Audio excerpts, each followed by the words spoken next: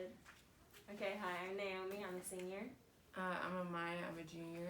I'm Alexis. I'm a senior. I'm Madison. I'm a junior. I'm Dominique, and I'm a senior. Okay, thank you. So, when did you first come to the conclusion by yourself that white privilege was an issue, and if you want to give examples or stories? Oh, we have to repeat the question. So we have to say the question. If you're the the first time I realized white. Okay. And then answer.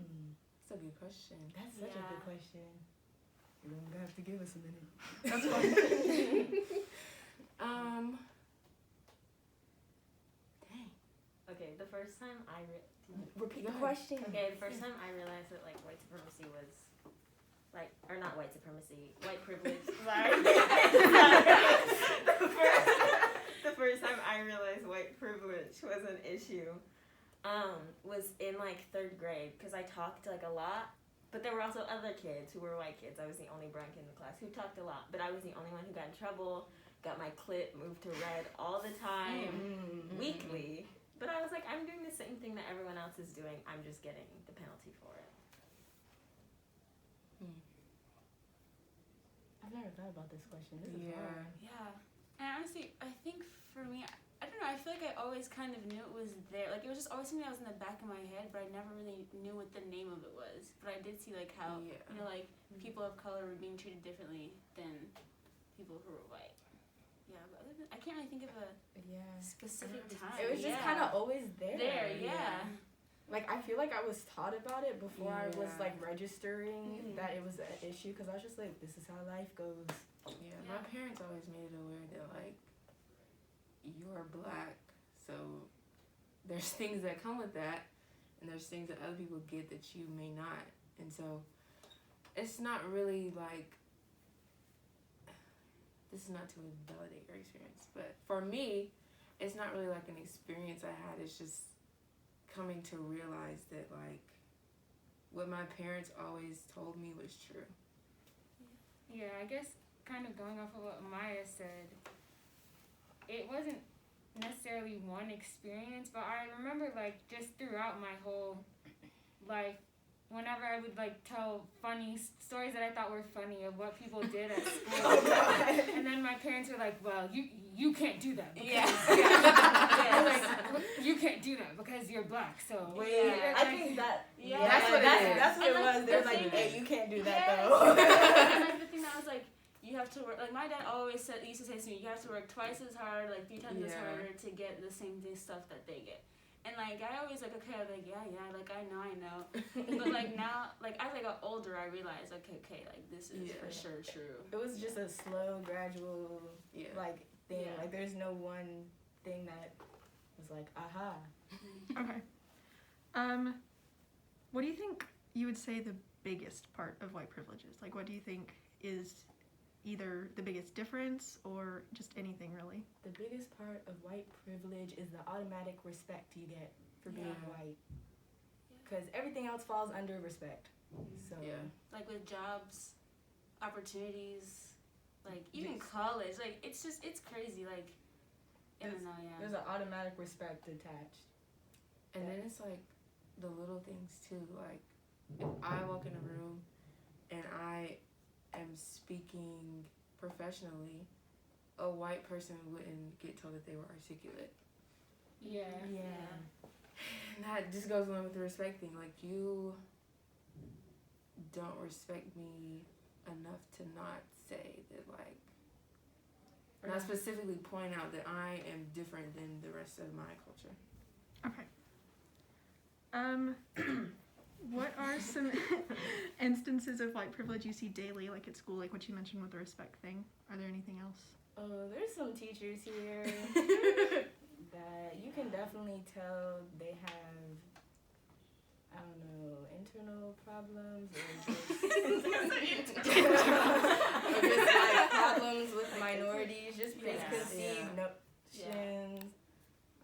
Wait, can you repeat the question? Oh, I yeah. forgot. Just like, what are some instances like daily here at school that you see that Ooh, I guess. might be kind of, you know, like a microaggression, but what are some of those that you see at school that most people wouldn't really think about?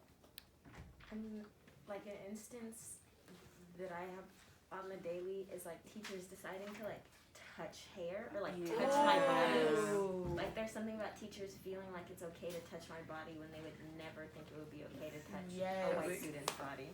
Right. I think another example, like even now with just like the masks, I see absolutely like most of the kids I see with their masks like pulled down or like wearing them improperly are white kids, and I definitely feel like that comes with the thing like how like Corona is affecting more like minorities, and so I feel like that's a thing. Like I can't do that because I would never, like I don't want people to die. You know what I'm saying? Like yeah, it's just very like they just kind of disregard it because it's like, oh, it's not really It's not gonna affecting affect me. me. Yeah. Back to what Naomi said. I had this one instance. I was leaving church, and this is during Corona too, which I think makes it so much worse. I was leaving church, and all of a sudden I felt something on my hair, and I thought like I had braids in it, and I thought my hair like got stuck on a doorknob or something, and I turned around, and this white lady just had it in her hands. Like she was just holding my hair in her hand. She didn't ask her anything, and I just turned around and looked at her, and she was just like, oh, you can't see me, but she just smiled at me.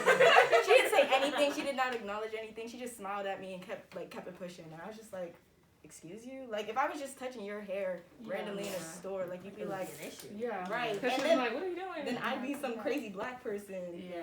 But when a white lady touches my hair, it's just You have something in your hair or something. it's like, is it product builder? No. I saw it right as you were saying that, and I was like, wait a second, I just reached for her.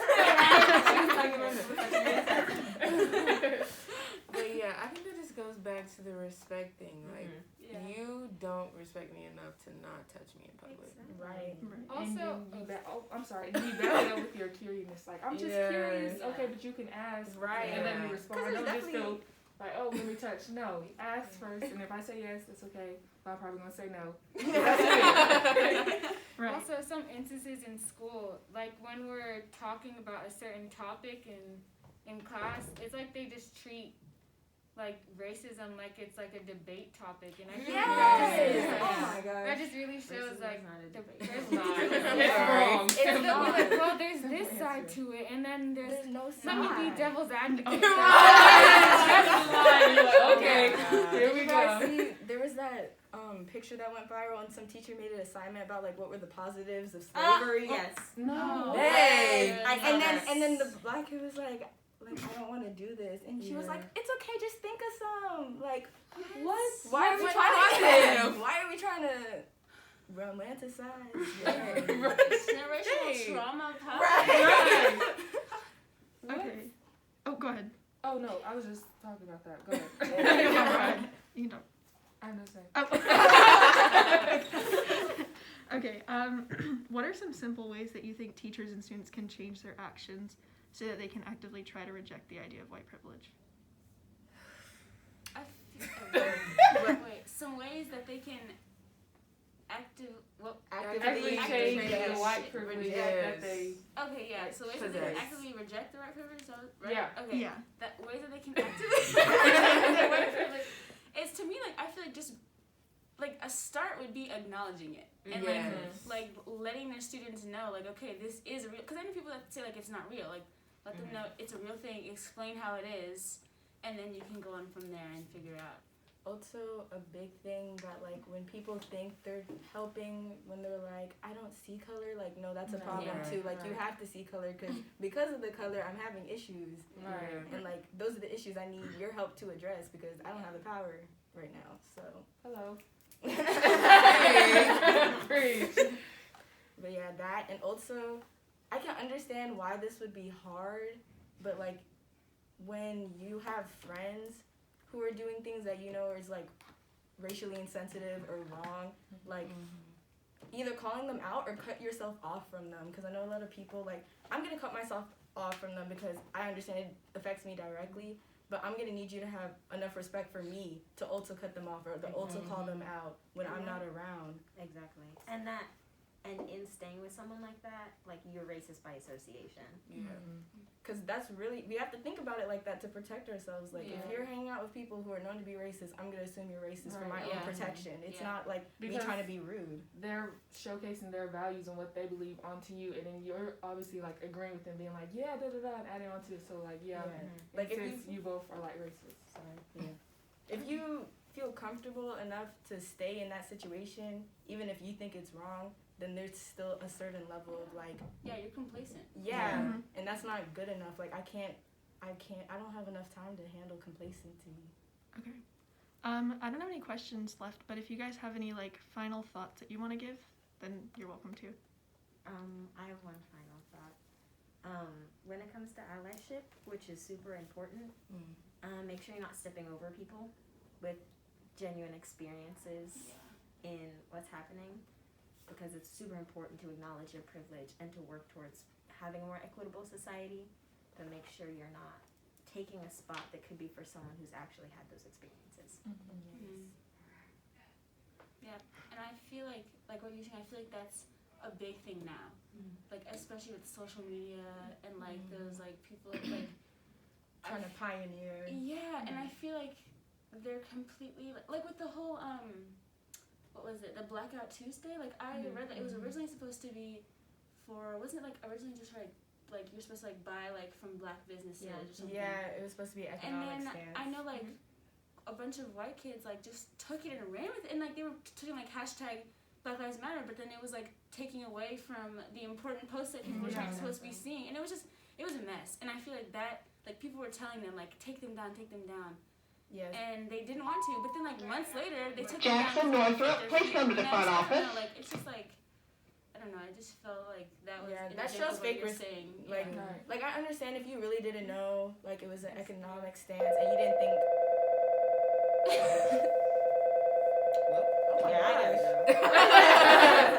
All Your right. kids are so cute. Oh, thank you. Right, you're killing. I was just gonna say, I think a lot of times when people like, if I were to say that somebody has white privilege, they would take it as like They're an like attack different on their Yes, privilege. and it's not an attack. And like on me you. discrediting their Experience, experiences. Yeah, but yes.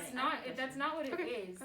Are you gonna add what white privilege is before this? Because that would be really important. Are you gonna add like what is the white definition Oh privilege? yes, of yes, what I have it Okay, in there already. Yep. And along with that, there's this video of this comedian, but she was like talking on white privilege, and she was just like, white privilege isn't saying like you didn't have it rough. It's just saying you didn't have to deal with a certain set of problems. Because Right. of your Because- skin yeah. color. Yeah. Sorry. No, you're totally fine. Okay, well, I don't want any of you to miss your classes, so I don't want to go to thank you. prom. Good. Okay, thank you. Thank you guys so much. Thank you.